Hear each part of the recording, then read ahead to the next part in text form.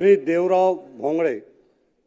माननीय अध्यक्ष महोदय, मी माझ्या राजुरा मतदारसंघातील अत्यंत महत्त्वाच्या विषयावर औचित्याच्या मुद्द्यातून शासनाचे लक्ष वेधू इच्छितो। माझा राजुरा मतदारसंघ हे महाराष्ट्राच्या शेवटच्या टोकावर असून तेलंगणाच्या सीमेवर आहे। महाराष्ट्रामध्ये भौगोलिकदृष्ट्या सर्वात मोठा मतदारसंघ असून यामध्ये 4 तालुके समाविष्ट आहे। यामध्ये गडचांदूर शहराचं गडचांदूर नावाचं एक मोठं शहर आहे, ज्यामध्ये विविध उद्योग आहे व या शहराची लोकसंख्या 50,000च्या वर आहे।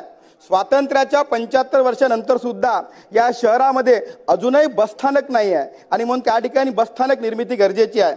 यासोबतच माझ्या मतदारसंघामध्ये कोरपणा नावाचं एक तालुक्याचं स्थळ आहे, जे स्थळ राष्ट्रीय महामार्गावर आहे व तालुक्याच्या ठिकाणी सुद्धा स्वातंत्र्याच्या 75 वर्षानंतर त्या ठिकाणी बसस्थानक नाही आहे, तर त्या ठिकाणी बसस्थानकाची निर्मिती करावी। यासोबतच गोंडपिंपरी तालुक्याचे ठिकाण आहे हे शेवटचं टोक आहे। या तालुक्यामध्ये MIDCची निर्मिती झाली। महाराष्ट्र हे देशामध्ये प्रमुख औद्योगिक राज्य आहे आणि 1,20,000 कोटीची थेट परकीय गुंतवणूक या राज्यामध्ये येत आहे। माझी आपल्या मार्फत शासनाला विनंती आहे की गोंडपिंपरी तालुक्यामध्ये सुद्धा MIDC मध्ये नवीन उद्योग स्थापन करून त्या ठिकाणच्या बेरोजगारांना संधी द्यावी। आणि अत्यंत महत्त्वाचा विषय म्हणजे जो जिवती तालुका शेवटचा तालुका आहे, ज्या तालुक्यामध्ये संगणकीकृत सातबारा नसल्यामुळे कॉटन कॉर्पोरेशन ऑफ इंडियाची जे कापूस खरेदी आहे ती कापूस खरेदी सुरू नाही आहे। आम्ही शासनाला विनंती केली, शासनाने मान्यता दिली, पण अजूनपर्यंत CCIने ऑफलाईन सातबारावर कापूस खरेदीची परवानगी दिली नाही। माझी आपल्या माध्यमातून विनंती आहे की शासनाने